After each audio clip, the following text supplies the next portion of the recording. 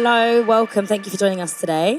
As mentioned, we are going to be talking in this discussion about living in a period of surging booking fees, and in this period, how can promoters best be supported and find success? I'm going to be joined by the lovely Moxie, a DJ, a promoter, founder of On Loop, the party and label, and long-time NTS resident.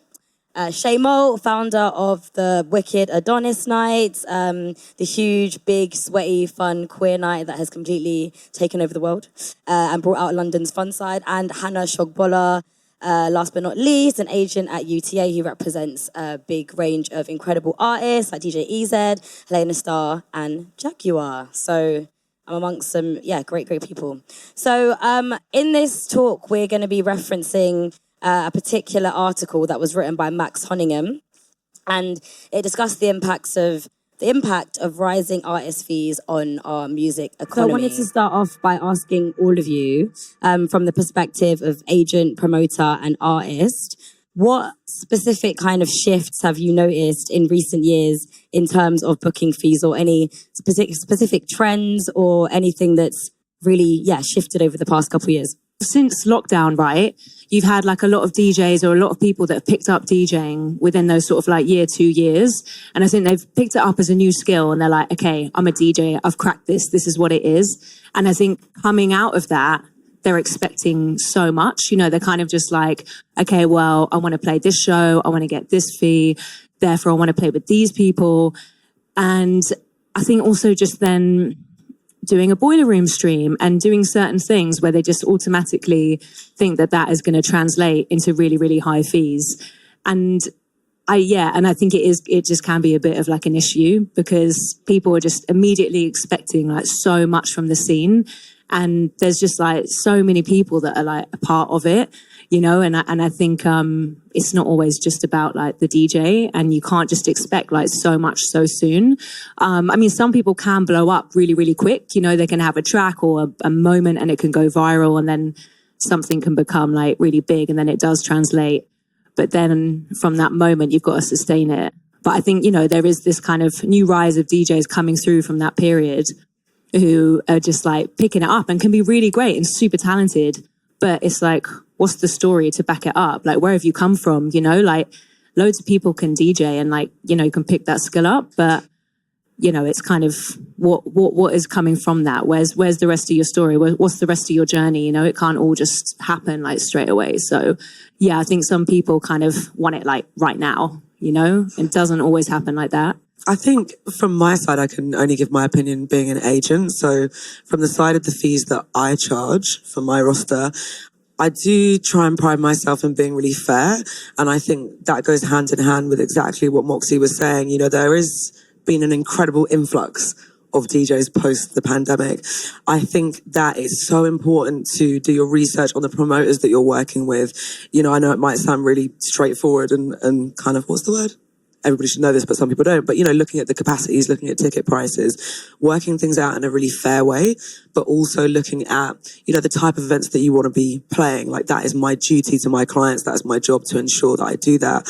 And I think that it is really important to make sure that you're transparent with promoters as well in the needs for your artists as well. You know, I find it incredibly difficult still to this time where I'm still battling with a lot of promoters when booking, say, a big part of my West African or South African roster, whereby we have to jump through hoops, even with visas, and it's a completely different world in a sense of what we're booking in, and we're trying to push a genre through. So it's really case by case basis, but it is, in my opinion, all about being fair, because if you're not, and as an agent, you know, we do have a bad rep, I know that, but I think that it is always important to be fair to your clients, to be fair to your promoters, because that helps build what we want to work in, and it builds a more trustworthy environment, and that also goes hand in hand with relationships, which is so important. You know, Judy will vouch for that. I think from my perspective, we're not really like a guest artist sort of focused night. So for us, dealing with agents and stuff wasn't something that we kind of did until sort of a few years, or like, you know, until the party started really gaining traction.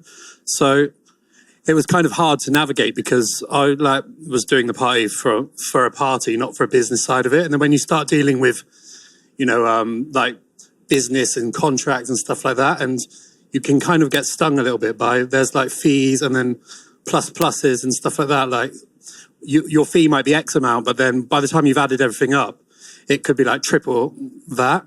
And it's kind of, it's quite like a secretive kind of clandestine world, like agents and bookings and stuff. There's not really any kind of, you can't just message someone and say, how much is this going to cost? Because they won't give you an answer. It can get, there's so many factors, yeah, of course. But if you're doing like your spreadsheet, which we didn't even really do for the first couple of years, like when you're doing that and then a flight ends up costing, say, 600-700 quid, that's kind of screwed your whole budget.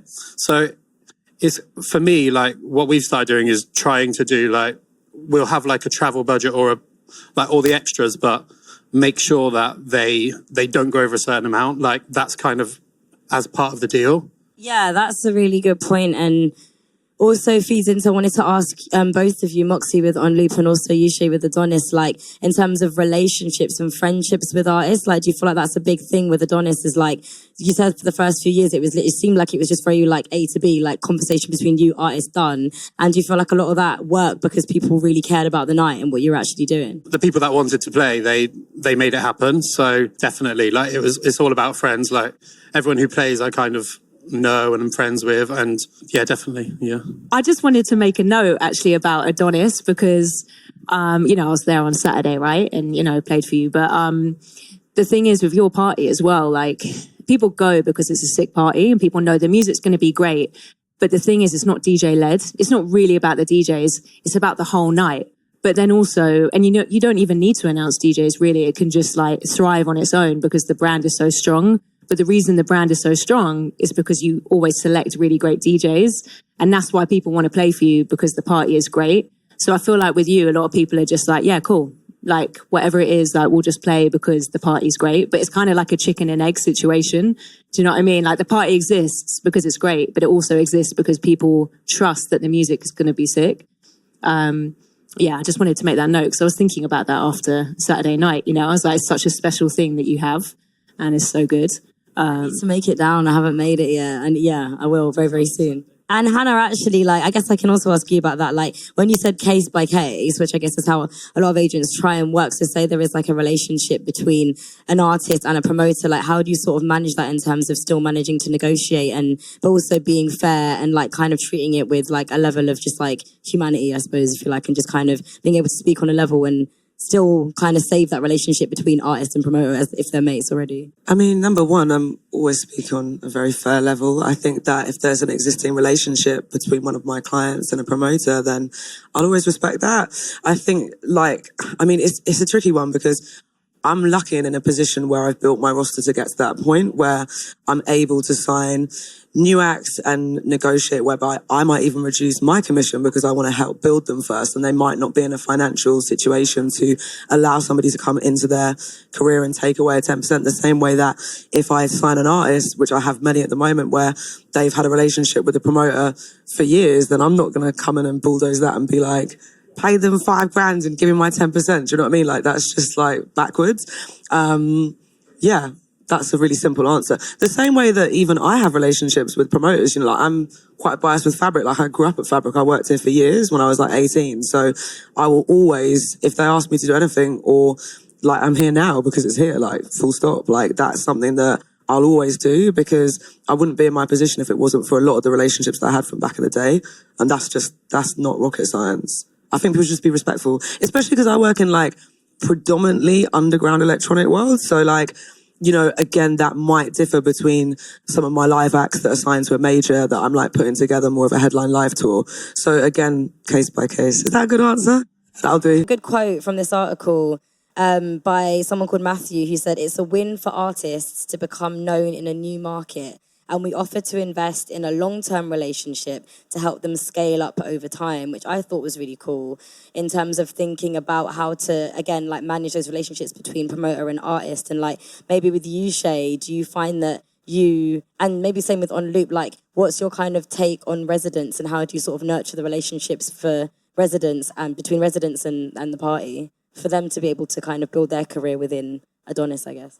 Well, like some of the DJs that we had in residence, sort of like Hannah Holland and Gideon, they kind of were already like well established before Adonis started, but they were friends of mine. So pretty much all of the residents are kind of were people that I, were or became really good friends with.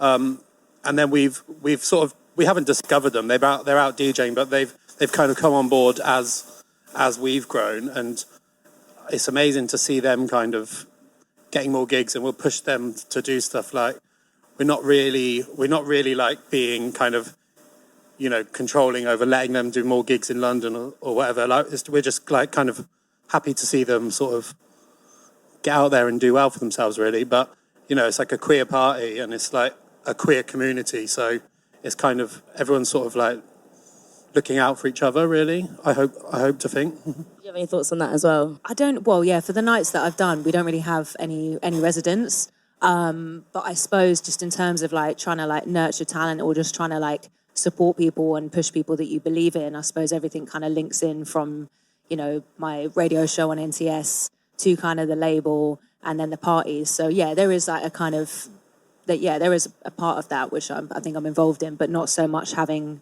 a resident to like really like support. But it's something I'm actually considering, because I would really like to bring some people on board to like be a part of it and like have the parties exist on their own without me. And how do you feel like kind of parties are able to work together to make things feasible from all angles, say from promoters? And I know we spoke about relationships and nurturing those, but are there any other ways that you can think of that kind of aren't really happening at the moment or could be happening more to continue to make parties workable, basically, so that promoters aren't running out of money, agents can also eat, and so can artists? I guess it's an open question. I mean, Go on. I was like, why did I take the mic, man? Anyway, I think that for me, it wouldn't be coming from a place of like agency. It would actually be about nurturing. Like for me, it's culturally, like there's still so many issues, I think, that we have to face from the Black community and how we put on Black events. And I think, like, I don't have the direct answers, but I certainly feel like that is a discussion that still needs to be had.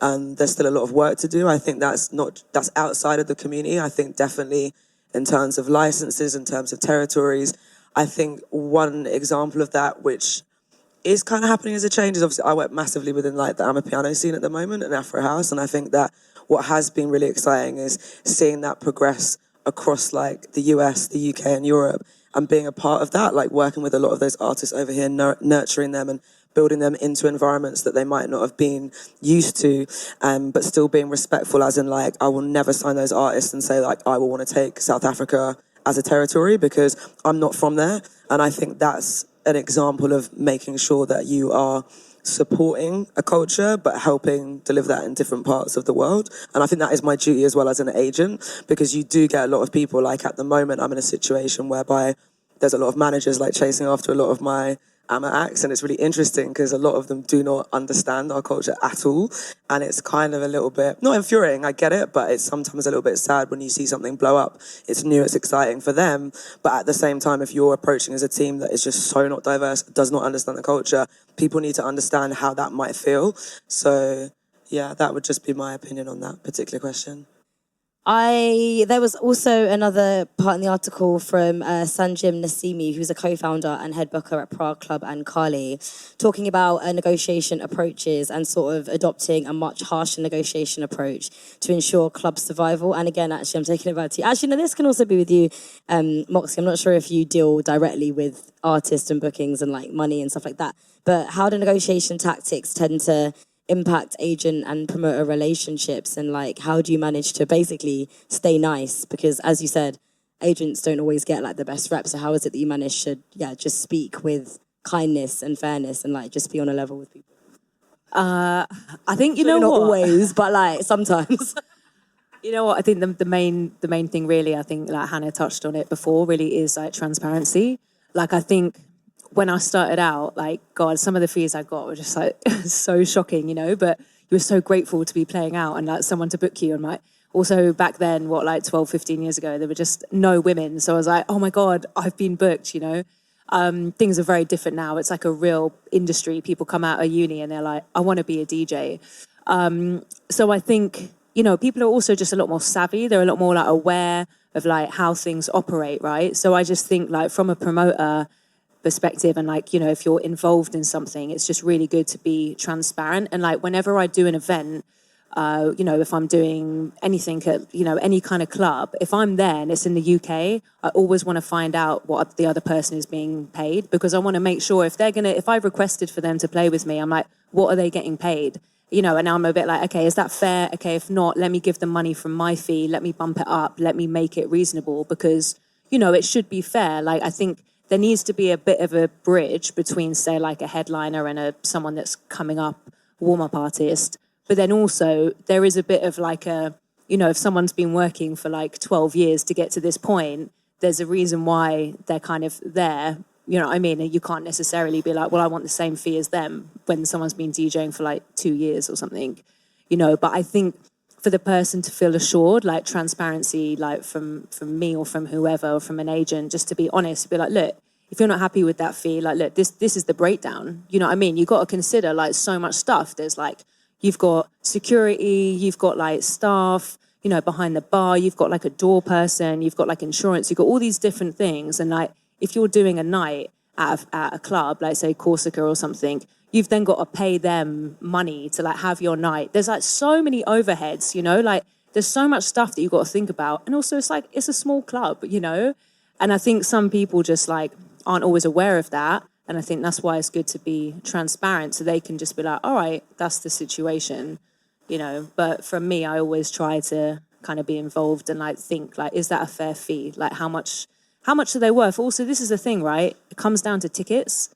You know, essentially like this whole industry is a business and everything needs to survive. Everyone needs to do their job. It's an ecosystem and everyone needs to like get through, whether you're like an agent, a promoter, like, you know, doing the lighting, like all this kind of stuff. And it's like, you just have to take all of that into consideration and be reasonable. I think everyone just needs to be like reasonable and realistic if you're just coming through.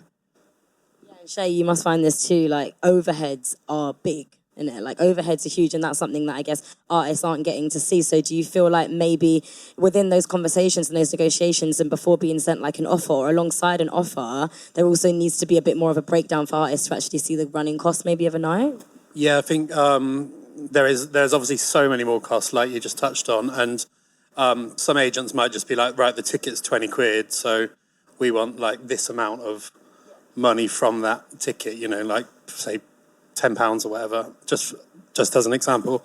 But from that ticket price, like, you know, there's VAT, there's hire fees, we have a welfare team, photographers, everything, you know, it all comes out of it. So. And then also loads of DJs. Like sometimes we have 4 rooms, so trying to program all of those rooms and like give everyone a kind of a fair fee, that pushes up things massively as well. So yeah, I think people just don't think about the cost. Like same with people, like when they want to, like if they want to get on a guest list or whatever, you know, they just don't think that it costs money to put on a party. And then you're like, this is literally like become a full-time job that I'm like doing, and you just don't even realize that things cost money. Like it's kind of crazy, really. Like I don't think there's any other sort of business that your friends would sort of just want things for free from you. apart from nightlife. Yeah. Because also the thing is with your night, right, is there is just so much production. So again, it is a case by case, right? So like if someone's just doing a small night at Corsica, they're not necessarily going to have as much production like as you.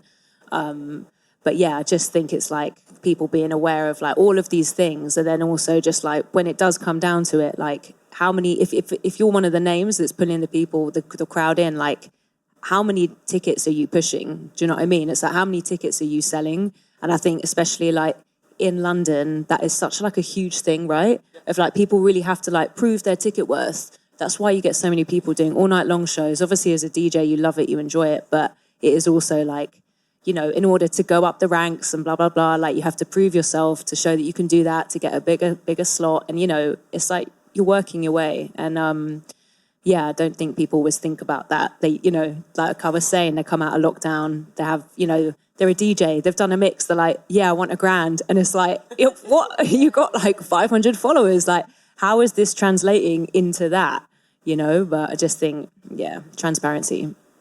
Yeah, and that's also like a lot of pressure in it as well as artists to like, you've got to scale up and get to the point of like selling out this, then that, then that's the next thing. And there was another point in the article saying it very so often happens that so-called headliners, or more precisely international guests, don't bring that many extra people to the club. And what often does happen is the people that do bring people to the club, on the contrary, tend to be local artists and crews, which I actually thought was a really important point, because I think there is a lot of pressure on headline, and then sort of doing top down. And what I'm seeing a lot more now, like with one of the nights that I run, is split. So we do like a split fee for one of the parties because we don't get an advance. So that's the only way to make it sustainable. And I think for us as like artists, it's sort of like you can't do that with every gig. Otherwise, it's kind of hard to just make a living. But do you feel like there could be more sort of offsetting by taking on more parties, or more kind of those sort of fee structures where you're happy to sort of split equally? I suppose it would, again, depend, right? Case by case. But yeah, I think that is another thing. It's a misconception from a lot of like European DJs. They're like, oh yeah, we're going to go to London because that's where we get money. And so therefore they just like hike up their fees, and you're just like, okay, but this is, again, completely unreasonable. Like you just can't like survive to do that.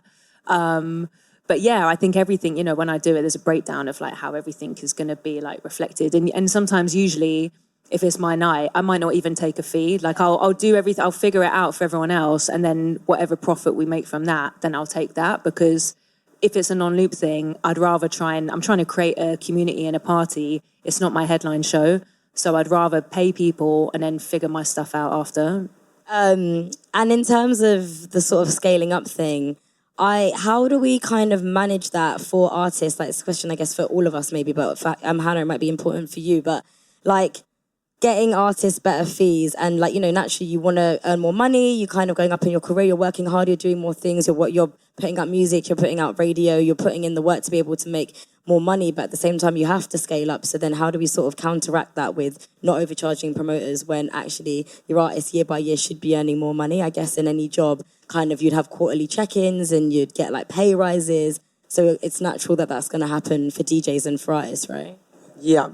I've kind of forgotten the question already. Okay, so what's my direct question? Scaling up and how to kind of manage that while still making sure that's all about your team, isn't it? You build around you, like building strategy for artists. Like in my job, it is my job to do that. But at the same time, there needs to be like a better level of like deep understanding and transparency when it comes to people's careers and where they're at. And I think that feeds a lot into what Moxie's been saying. And I think like there is sometimes a frustration whereby, I might have a team where a manager will come to me being like, why is my artist not getting 12 shows a month? And I'm like literally looking at like music or socials, and I'm just like, oh my gosh, like there's so much like issues with people kind of like throwing the blame on other people of why they're not being successful, when the reality is you just have to look at things in a very like clear, understanding way. Does that make sense? I have to be very delicate with my words because I'm quite heavy with my words, so I'm trying to like phase this in a nicer way. But I think now I've made it sound really bad. Let me just rephrase this a little. No, I'm trying to like say, yeah, you've got to be honest, and you've got to like, yeah, and I think like, you have to recognize that and you have to build that. And I think part of doing that is by being honest with yourself of the level that you're at. And if you want to progress, then yes, that's how you build together as a team and you strategize that. And there's a multitude of ways that you can do that. That's my answer anyway, I'm passing on. I think like to be obsessed with scaling up is kind of the wrong way to look at it. Like, because maybe sort of you can just be happy at where you are at that time. And like, not everybody is going to be able to scale up and become like such a huge DJ, like, but obviously if you want to be able to sort of pay your rent and pay your bills and stuff, when everything else is going up, you're going to want more money. But it's kind of, I don't think that should be the focus, just solely to like make more money out of it. Like, you should be doing it for the music or for like the love of the party or like for the scene of, like that's the reason that we all do it, really, isn't it? So yeah, I think that's the thing, right? Is that people are like, right, it's an industry. I'm going to make money. I'm going to go up. Right, I'm going to do this and then this. And like, there is a part of that, right, with like strategy, but also like it doesn't work like that for everyone. And there's trends that come and go. There's things that become really popular and then they go, and a lot of people are like, but they're really big. Why am I not big? And it's just so different for everyone. And I think people get so caught up in it literally just being like business techno, you know, like I want to make money, I want to be really big, I want to get like, you know, the clip of me on the stream and then the festival show, all this stuff. And it's like, you know what does it come down to? Like, do you love music? Are you obsessed with music? Like, do you want to play music out? Do you want to look for music all the time? You know, like if you really, really love it and you really care for it, then just like stick at it. But it doesn't necessarily mean that therefore you're just going to have a really, really big career. Like things just happen so different for everyone. And I think until you're at a point where like if you have a job, like a full-time job, until you're at a point where you're just like, you know what, I can't juggle both these things, then I would probably say like, don't quit your job. Like, you know, because it's not realistic. Like I was one of my like last few jobs before became full-time. I was working in a cafe. I was working for Hyperdub. I had like 2 jobs on the go, and I was just like hustling and trying to do DJing, you know. And like I've been doing NTS for like 12 and a half years, and probably, to be honest with you, only in the past like 4 years, like things really started like shifting, and I was going to Europe and like really internationally playing out. But again, I don't make music, so it's a different story for me. You know, it takes longer for people to discover what I do. But yeah, I just think like people just want stuff like really, really quick. And I just think, what is it about? Like, you know, like we do this because we've all been involved because we really love like music, you know, we're obsessed with it. Yeah, is there anywhere like particular, Hannah, probably a question for you because you're talking to people in different markets like all the time, but is there anywhere that you feel is doing it really well? I think that really goes down to who you're working with. Again, it's really interesting to work with different people from different territories. I really do adore that. I think that's one of the things that I really like. I couldn't really sit here and say this person does it better than the other. It's just, again, it's like different cultures, different countries, people work in different ways. I think the UK, we have this reputation of kind of saying, oh, European countries do things more better, they're more slicker, but I also think that goes hand in hand, that culture are just very different. You know, like I love the fact that UK and like particularly Scotland and Ireland, like the ravers like to the absolute core and like really like gnarly. Like sometimes when I go to other shows and it's like drinking like natural wine in a rave, I'm all for that as well, but like I'm also all for like a free party. So it's just like, I think that's also the beauty of looking after lots of different acts and working with different people. You know, that's something that I do love. I love working with a lot of like, I think going back to like one of the things that I always wanted to do, I'm half Nigerian, so I always wanted to go back to West Africa and doing more things there. And like, I've really enjoyed that. Like I spent a lot of time in Ghana last year and like, I mean, Ghanaians are wild, man. Like you lot can party. Like that was sick. Like I really enjoyed that. And it was actually even outside of a lot of the genres that I work in, but I learned a tremendous amount from that. And I adapted that to, you know, then if I was finding acts from there and how I was going to work and so on and so forth.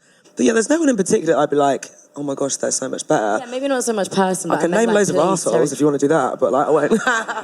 No, I won't.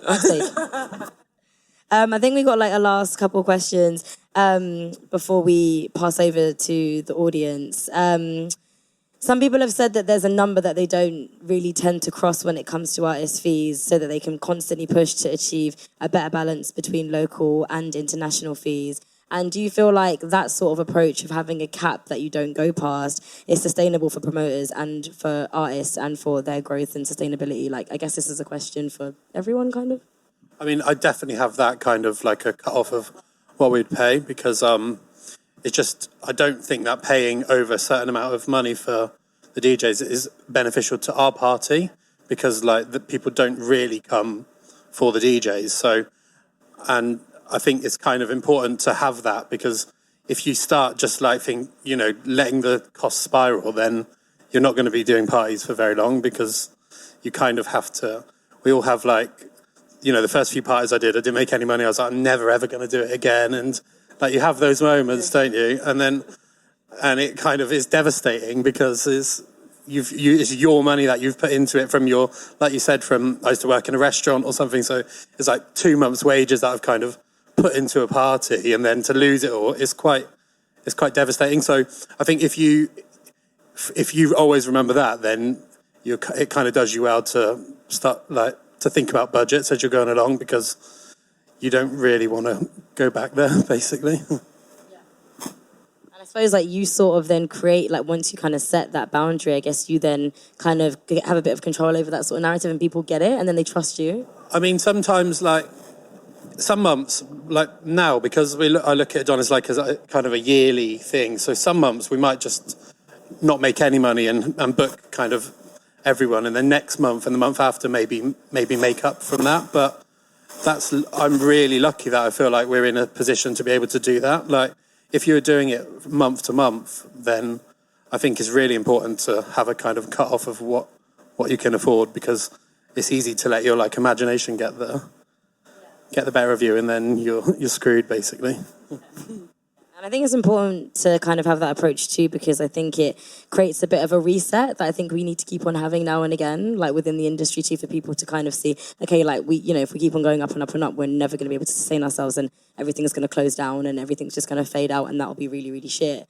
Hannah, there's also, the loads of attributions as to why things have become difficult, like booking fees, but then also inflation, economic instability, and obviously things like rising flight costs. And these things aren't really showing any signs of subsiding at the minute. So I guess you've got to kind of constantly deal with those sort of obstacles a lot, right? Especially flight costs are super expensive at the moment. Like to Europe, like flights are like £300-400 sometimes.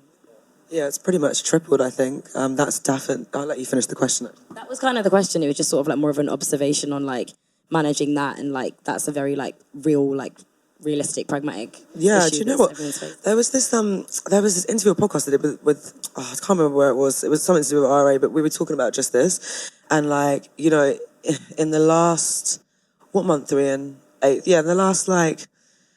year, 2 years post-lockdown, it has been tremendously tough, and that impact has been quite a negative impact on some of my clients. And I think that is because, the bottom line is that we just can't afford it. Like, historically, we might have routed a residency in Ibiza, Berlin, or wherever, done 6 shows across the summer, and that would have been, feasible.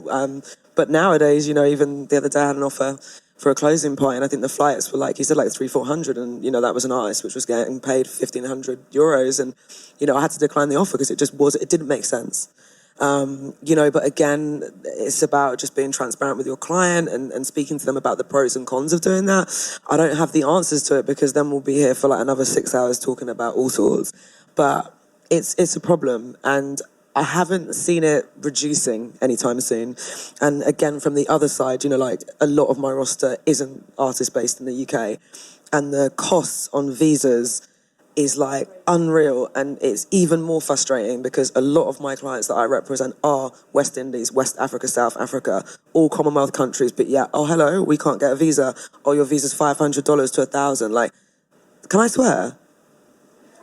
Because that shit is wild. Like, that's wild. But, like, again, like, me and my boss were talking about that last year. We were trying to bring together a team, and we were lobbying against the government because these things, for us, it's institutionally racist, like, bottom line. And it's so damaging. It's so damaging to artists, and it's just, like, it's so unfair. So, yeah, we are working on that behind the scenes to make a difference, because, again, if somebody in my position wouldn't be able to sit here and talk about it all day long if I wasn't trying to do something different. So, like, yeah, when I do manage to get those artists over, I'm really proud of them, and I'll do everything I can, even outside of live, to ensure that their time here is supported, is exciting, isn't just doing live shows, is taking them out to things like radio, press, whatever they want to do. Sometimes it goes wild because they're like 18 and never seen girls before, but, it's what it is. All been there. Thanks, guys. All of your input has been wicked. Super, super insightful and actually very helpful and educational.